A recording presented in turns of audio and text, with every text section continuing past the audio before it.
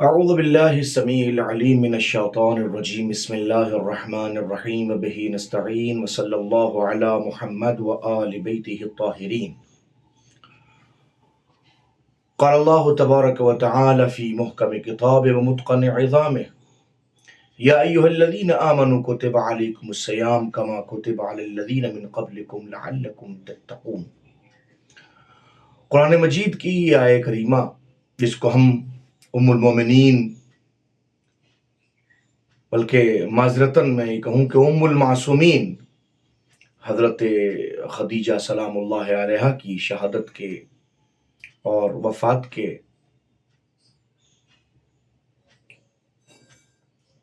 اس اہم ترین موقع پر آپ حضرت خدمت عالیہ میں پڑھ رہے ہیں اور کوشش کر رہے ہیں کہ ہم اس منزل کے اوپر شہزادی کی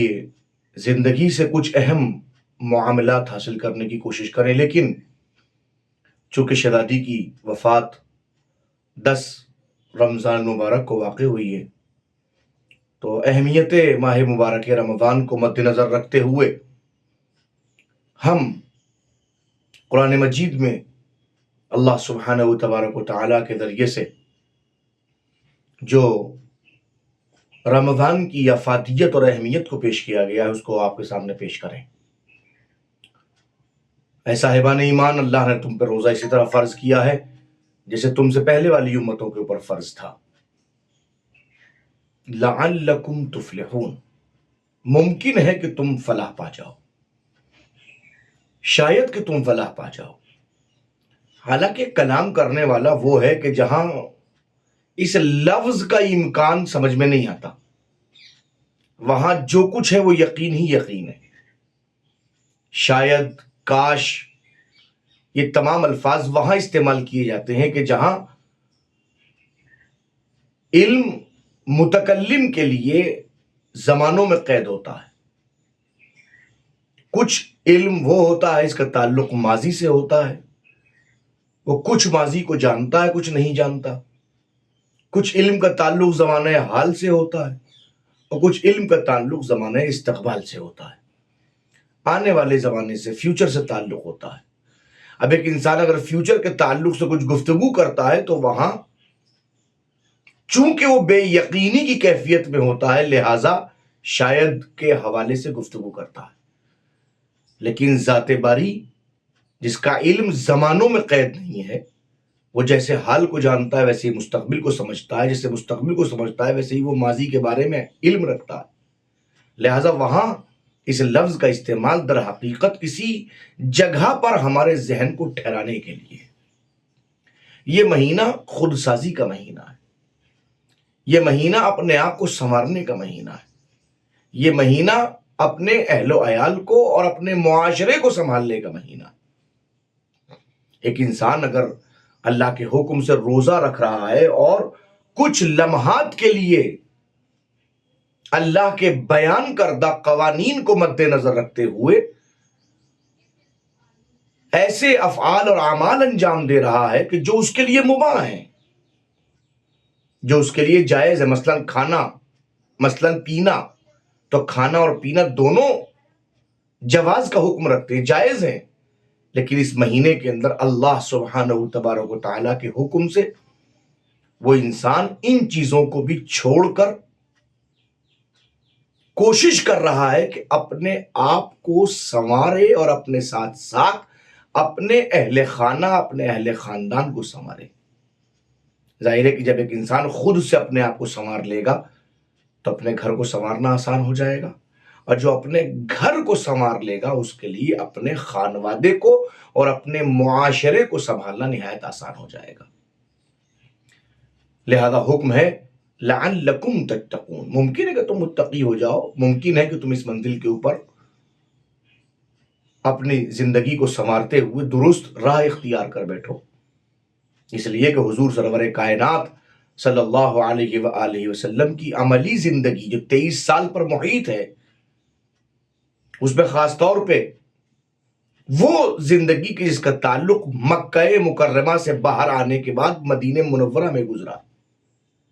وہ لمحات جہاں اللہ سبحانہ و تبارک و تعالیٰ نے حضور کے ذریعے سے امت کو نماز بھی عطا فرمائی، روزہ بھی عطا فرمایا، حج کی سعادت بھی امت کو عطا فرمائی، جہاں زکوٰۃ، خمس، جہاد، قتل، مقاتلہ، مباہلہ، جو تمام چیزیں سب مدینے میں دکھائی دیتی ہیں۔ یہ کیوں؟ تاکہ ایک انسان اپنی زندگی کو حضور سرور کائنات کی زندگی سے متصف کرتے ہوئے اور اس راہ پر عمل کرتے ہوئے ویسے گزارنے کی کوشش کرے جسے گزارنے کا اس کو حق ہے۔ شہزادی عالم تاب حضرت خدیجہ طاہرہ سلام اللہ علیہا،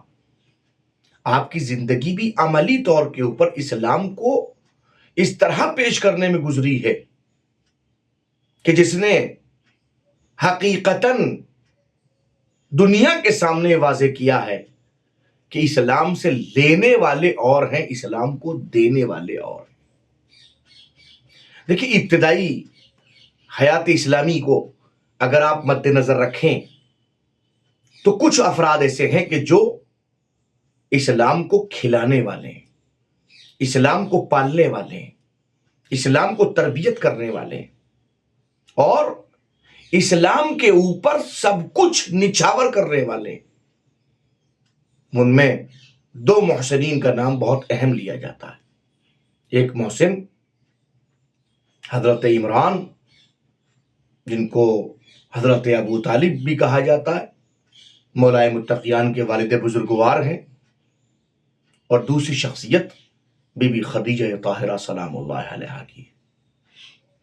جن کے متعلق روایت میں ملتا ہے کہ یقال لہا السیدہ والطاہرہ۔ حد یہ ہے کہ زمانہ جاہلیت میں بھی بی بی کو طاہرہ اور سیدہ کہا جاتا تھا۔ سیدہ کا مطلب کیا ہے؟ سیدہ کا مطلب سردار، سیدہ کا مطلب سب کے اوپر حکم رکھنے والی، سب کے اوپر فوقیت رکھنے والی، اور طاہرہ جو پاک و پاکیزہ ہو۔ یہ روایت کے جملے ہمیں متوجہ کرتے ہیں کہ جو اسلام کے اوپر احسان کرنے والے محسنین ہیں وہ عام فرد نہیں ہیں، وہ ایسے ہیں کہ جو عملی طور کے اوپر درس دے رہے ہیں کہ ہمیں اسلام کے لیے کیا کرنا چاہیے، مگر کیا کرنے سے پہلے ہمارے لیے ضروری ہے کہ پہلے اپنے آپ کو سنواریں۔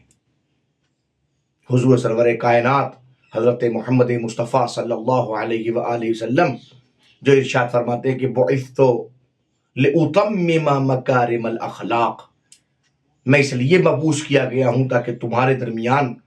کریم اخلاق کو مکمل کر سکوں۔ کریم اخلاق کی تکمیل کے لیے میری بعثت سامنے آئی ہے۔ جو فرما رہے ہیں دیکھو میرے اس کائنات میں آنے کا مقصد فقط اور فقط اخلاق ہے۔ اور پھر ایک جگہ خاص طور پہ ان کیفیتوں کو اس طرح سے ارشاد فرماتے ہیں کہ اگر کوئی چاہتا ہے کہ مجھ سے شباہت اختیار کرے، اب دیکھیں شباہت کا مسئلہ ہے، اور جہاں پر حضور سرور کائنات حضرت محمد مصطفیٰ صلی اللہ علیہ وآلہ وسلم اپنی زبان اقدس سے خود فرما رہے ہیں اشبہکم بی احسنکم اخلاقا، مجھ سے سب سے زیادہ مشابہ شخص وہی ہے جو اخلاق میں زیادہ بہتر ہے، زیادہ اچھا ہے۔ چونکہ مقصد بعثت صرف اور صرف اخلاق حسنہ کی تکمیل ہے، لہٰذا اگر کوئی انسان چاہتا ہے کہ حضور سرور کائنات سے مشابہ ہو تو اسے چاہیے کہ اپنے آپ کو سنوارے اور اخلاق حسنہ کے عظیم ترین درجے پر فائز ہو۔ حضور نے یہ نہیں فرمایا جو زیادہ نمازیں پڑھتا ہے وہ مجھ سے زیادہ مشابہ ہے، جو زیادہ روزے رکھتا ہے وہ مجھ سے زیادہ مشابہ ہے، جو زیادہ حج کرتا ہے وہ مجھ سے زیادہ مشابہ ہے، جو زیادہ زکوٰۃ ادا کرتا ہے وہ مجھ سے زیادہ مشابہ ہے، جو زیادہ جہاد کرتا ہے وہ مجھ سے مشابہ ہے۔ نہیں، جو مجھ سے مشابہ ہونا چاہتا ہے بہت زیادہ، وہی مشابہ جو میرے اخلاق سے زیادہ متصف ہے، جس کا اخلاق زیادہ بہتر ہے۔ چونکہ میری اس کائنات کے اندر بعثت کا مقصد صرف اور صرف کریم اخلاق کو مکمل کرنا ہے، لہذا ضروری ہے کہ تم بھی اس اخلاق کے اوپر فائز ہو کہ جو میری وجہ سے تم تک پہنچ رہا ہے۔ اب یہاں میں آپ کی خدمت عالیہ میں ان تمام چیزوں کو جمع کر کے نتیجہ نکال لوں۔ حضور سرور کائنات کا مقصد بعثت تاکہ کریم اخلاق کو مکمل کر سکیں۔ یہ ماہ مبارک رمضان خود سازی کا مہینہ ہے۔ خود سازی کا بہترین ذریعہ حضور سرور کائنات کے اخلاق سے متصف ہونا ہے۔ خود آیے قرآنی موجود ہے، لَقَدْ كَانَ لَكُمْ فِي رَسُولِ اللَّهِ أُسْوَةٌ حَسَنَةٌ، اللہ کے رسول کی زندگی میں تمہارے لیے بہترین نمونہ عمل ہے۔ ماہ مبارک رمضان خود سازی کا مہینہ، خود سازی کا طریقہ سیرت رسول، اسوہ رسول، اور اسوہ رسول زندگی کے بہت سارے مراحل ہیں، نماز و روزہ و حج و زکوٰۃ و خمس و جہاد، وہ سب ایک طرف۔ حضور نے ارشاد فرمایا تم میں سب سے زیادہ مجھ سے مشابہ وہی ہے جس جو سب سے زیادہ اچھا اخلاق رکھتا ہے، اس لیے کہ میری بعثت بھی کریم اخلاق کو مکمل کرنے کے لیے ہوئی ہے۔ تو اب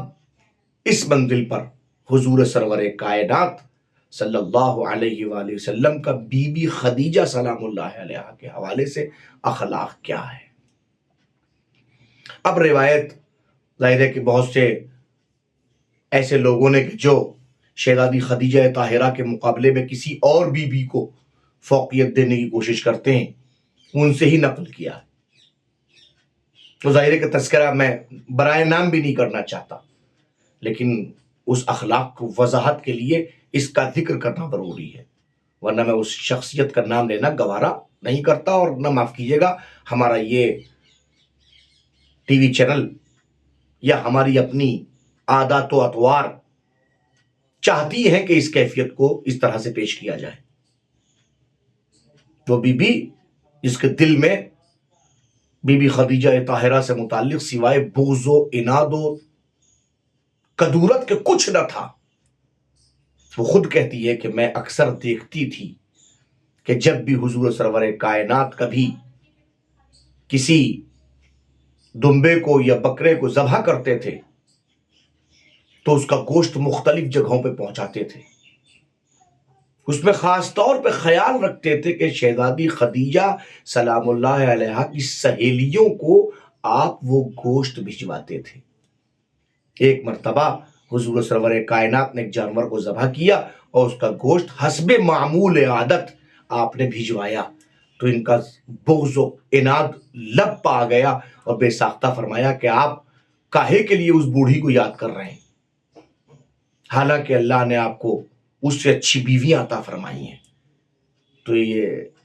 ان کی صحیح کتابوں میں موجود ہے کہ فرمایا اللہ واللہ ما ابدلنی خیر منہا، قسم بخدا بالکل نہیں، ہرگز نہیں، اللہ سبحانہ و تبارک و تعالیٰ نے خدیجہ سے بہتر مجھے کوئی بدلہ کسی شکل میں عطا نہیں کیا۔ اخلاق رسول یہ ہے کہ خدیجہ طاہرہ کو یاد رکھا جائے اور ان کے عادات و کردار کو دنیا کے سامنے واضح کیا جائے، تبھی ہم اخلاق حضور سرور کائنات سے متصف ہو کے بی بی خدیجہ طاہرہ سلام اللہ علیہا کی حیثیت کو سمجھ سکتے ہیں۔